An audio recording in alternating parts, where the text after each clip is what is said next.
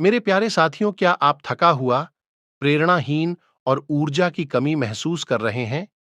यह आपकी ब्रह्मचर्य शक्ति की हानि के कारण हो सकता है। ब्रह्मचर्य ब्रह्मचर्य या किसी के यौन आवेगों पर आत्मनियंत्रण का अभ्यास है।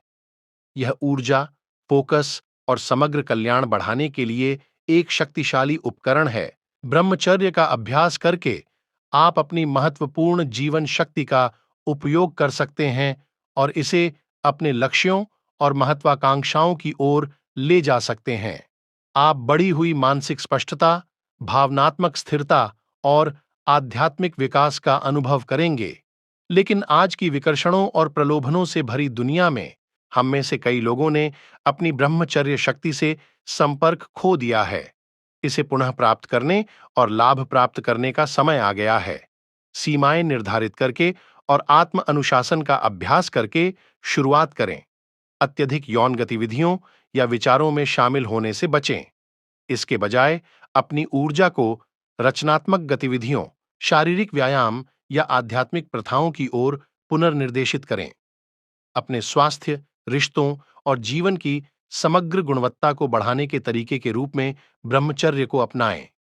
अपनी ऊर्जा पर नियंत्रण रखें और अपनी वास्तविक क्षमता को उजागर करें। अपने आप को विनाश से बचाएं। अपनी खोई हुई ब्रह्मचर्य शक्ति पुनः प्राप्त करें। क्या आप खोया हुआ और अपनी आंतरिक शक्ति से कटा हुआ महसूस कर रहे हैं? क्या आप अपनी इच्छाओं और लालसाओं पर नियंत्रण बनाए रखने के लिए संघर्ष कर रहे हैं?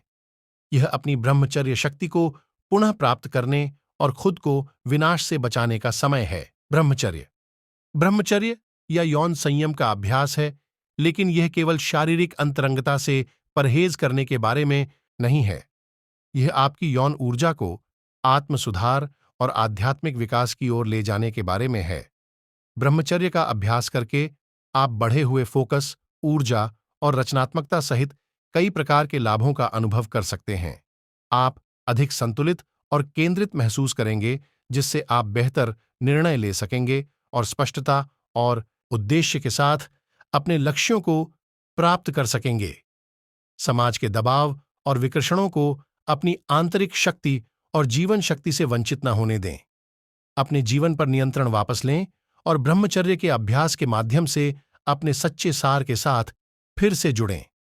आत्मखोज और परिवर्तन की इस यात्रा में हमसे जुड़ें। कुछ लोग इसे आत्मनिरीक्षण और आत्मसंयम का माध्यम मानते हैं, जबकि अन्य इसे धार्मिक अथवा सामाजिक संरक्षण का एक उपाय मानते हैं। इसलिए वीडियो या सामग्री को समझने के लिए निष्कर्ष और उदार दृष्टिकोण रखना महत्वपूर्ण होता है। व्यक्तिगत अनुभवों, साक्षात्कारों और शिक्षा के माध्यम से हम अपनी धारणाओं को स्थायी रूप से समझते हैं। अगर आप इसमें हमारे साथ हैं, तो वीडियो को लाइक जरूर करें। और मित्र, अगर आपको ब्रह्मचर्य के नियमों के बारे में और जानना है, तो the fact forward YouTube channel को सब्सक्राइब करें।